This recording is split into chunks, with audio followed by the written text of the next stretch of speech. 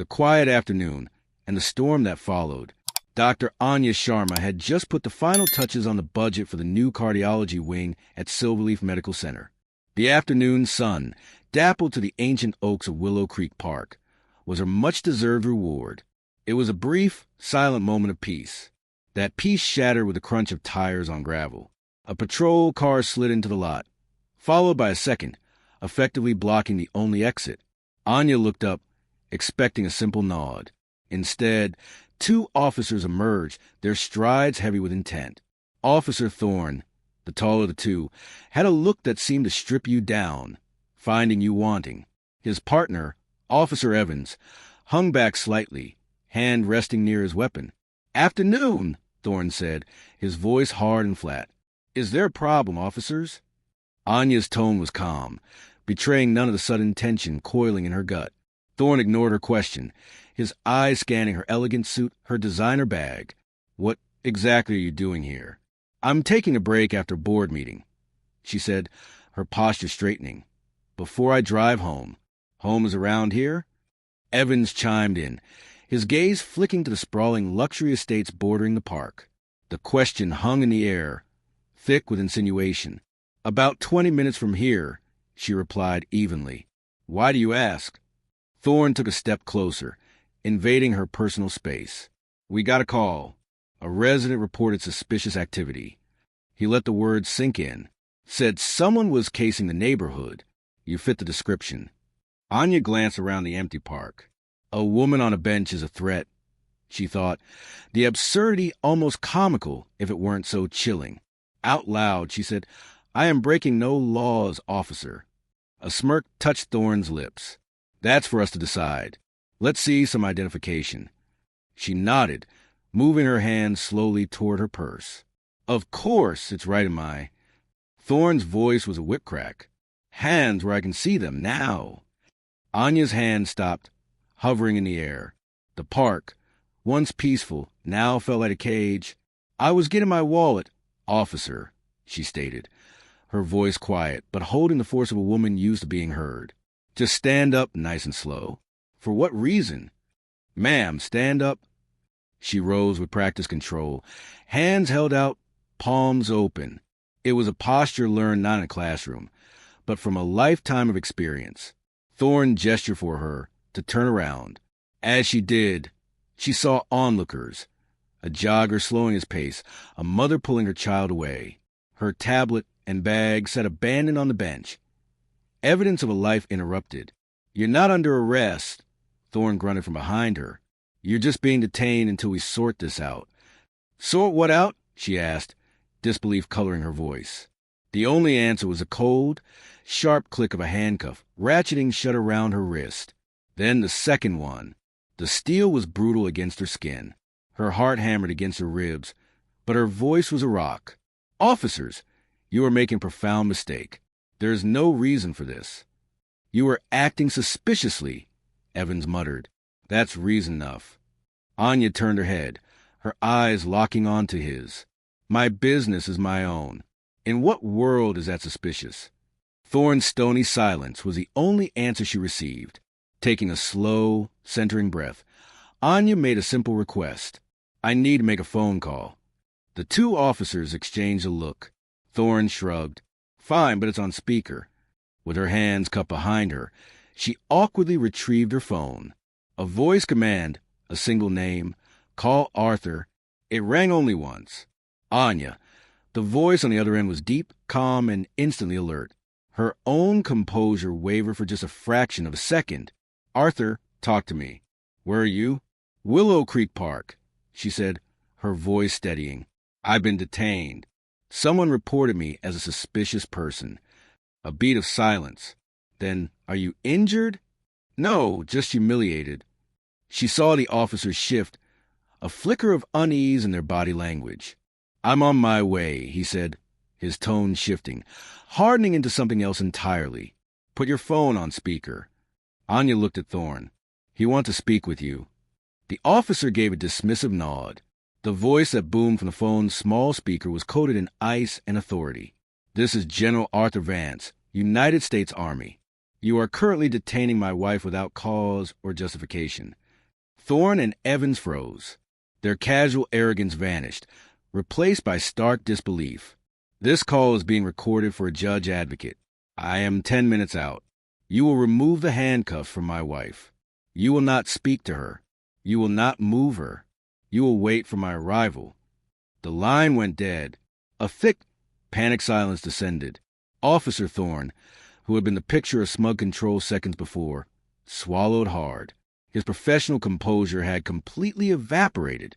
He opened his mouth, but no words came out. Evans finally stammered, his eyes wide with terror. Why didn't you say who you were married to? Anya stared back at him, her expression a mixture of pity and contempt.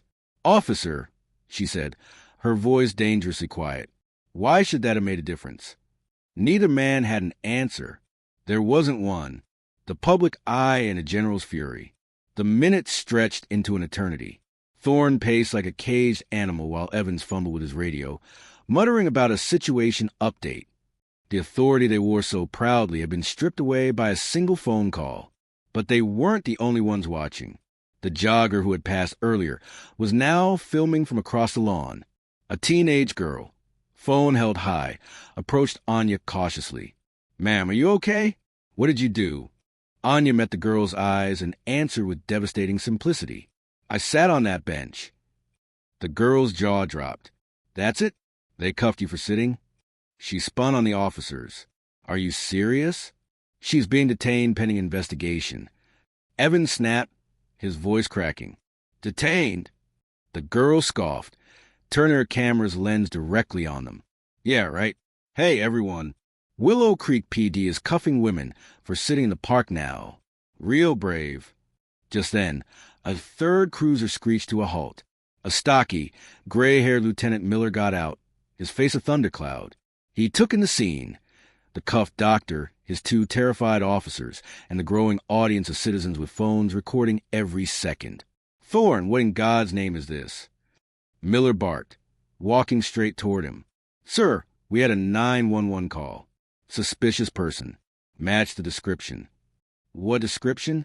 Miller's voice was like grinding gravel. Black female on a bench, just watching the area. Miller's eyes moved to Dr. Sharma. He saw her elegant suit, her unwavering posture, the raw steel on her wrists and the fire in her eyes. And that required cuffs. She was reaching for her bag. Lieutenant, it's procedure. Miller stepped so close his badge was inches from Thorne's face. Did she threaten you? No. Did she refuse your orders? Well, no. Did she so much as raise her voice? No, sir. Then get those cuffs off of her, Miller commanded, his voice a low, lethal hiss. Right now. With trembling fingers, Thorne unlocked the handcuffs.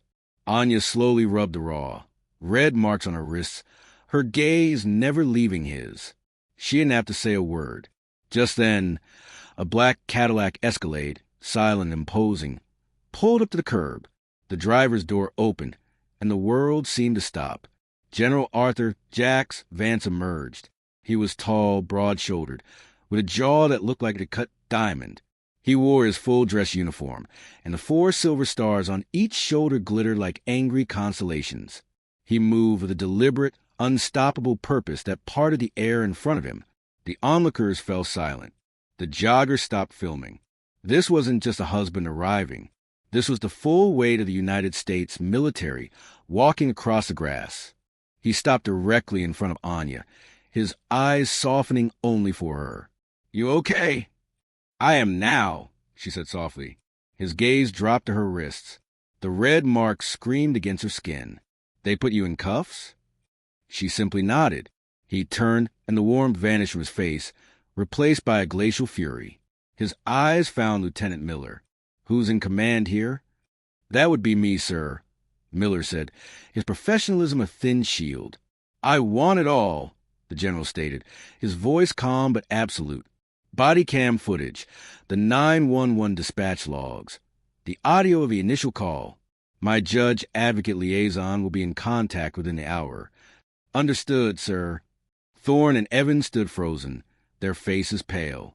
General Vance retrieved his wife's bag and tablet from the bench.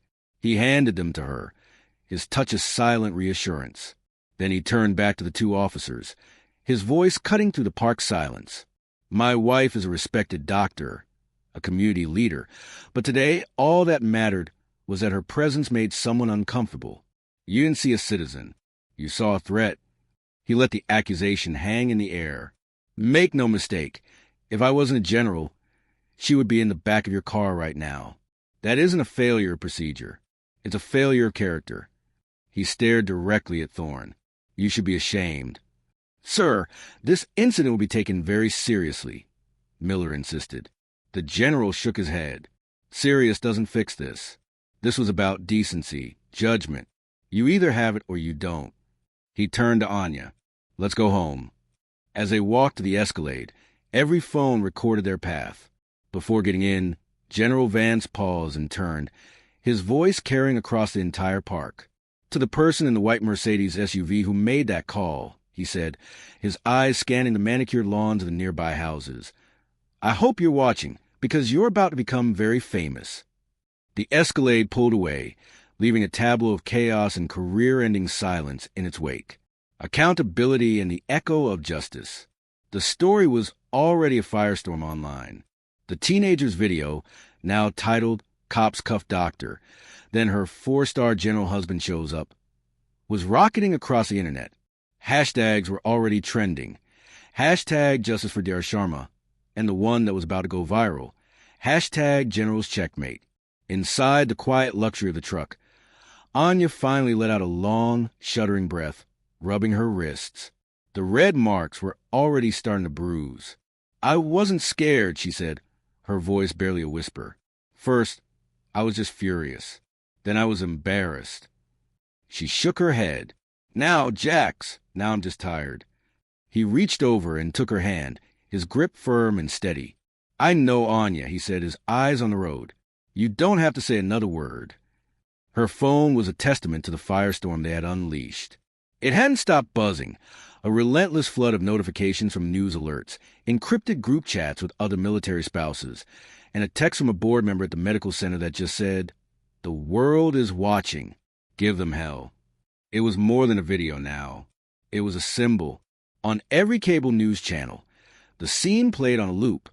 The arrogant shrug of the cop, the glint of steel on a black woman's wrist, and the sudden, breathtaking arrival of power and consequence. A legal analyst shook his head on screen. This isn't just about one bad traffic stop, he said. It's about who holds the power of assumption, and what happens when that assumption is dead wrong. The hashtags Justice for Dr. Sharma and General's Checkmate were not just trending, they were dominating the national conversation. Her phone rang. It was the PR director for Silverleaf Medical. Anya, we are behind you 100%. The board wants to issue a statement.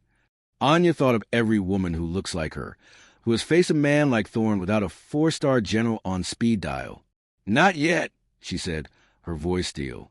When I speak, it won't be just for me. The next day, Lieutenant Miller held a press conference. Sweating under the hot lights, he stumbled through a hollow, pre-approved script about a full internal review and the officers being placed on administrative leave. It was the empty bureaucratic language of damage control, and no one was buying it, especially not the general. At 4 o'clock that afternoon, he held his own press conference. There was no podium, no official seal, just the front lawn of their home, Anya at his side, and a wall of cameras. He didn't need a script. My wife is a doctor. She sat on a park bench to enjoy the sun. General Vance began, his voice calm, clear, and cutting. She broke no law. She threatened no one. She was handcuffed because a person in a Mercedes SUV decided she didn't belong there. That is the beginning, the middle, and the end of this story. He paused, looking at Anya, then back at the sea of microphones. The only reason those cuffs came off is because of the 4 stars on my shoulder. That isn't justice. That's privilege. The system didn't protect my wife. I did, and I shouldn't have had to. The reporters were utterly silent. So, let me be perfectly clear, he added, his voice hardening. We are not interested in a closed-door apology. We will not be suing this city for a single dollar. We demand accountability. We demand the immediate termination of the officers involved. And we demand a training protocol that isn't just a checkbox on a form. Then Anya took one step forward. The cameras swarmed to her.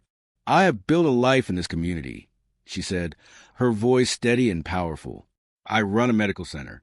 I pay my taxes. I am a wife and a mother.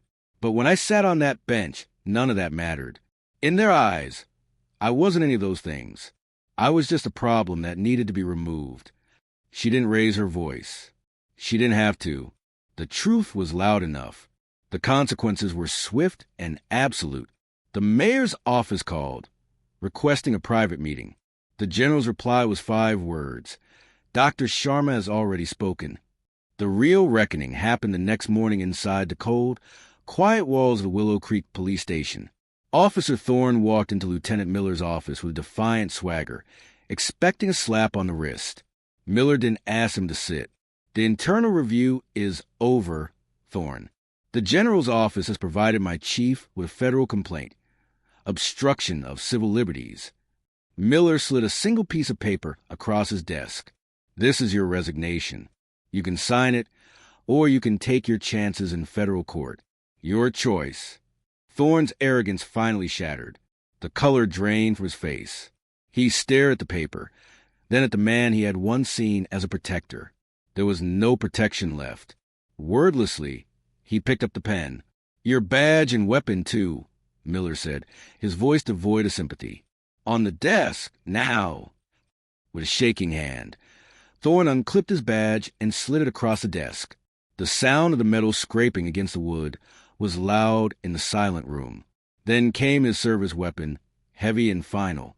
Stripped of his power, he was just a man in a cheap uniform. His career was over. His partner, Evans, was permanently reassigned to the evidence locker, a career buried under boxes of cold cases and forgotten files. And the anonymous caller in the white Mercedes SUV? Their identity was leaked online within hours. They were now the most infamous resident in Willow Creek, their home a landmark for public scorn.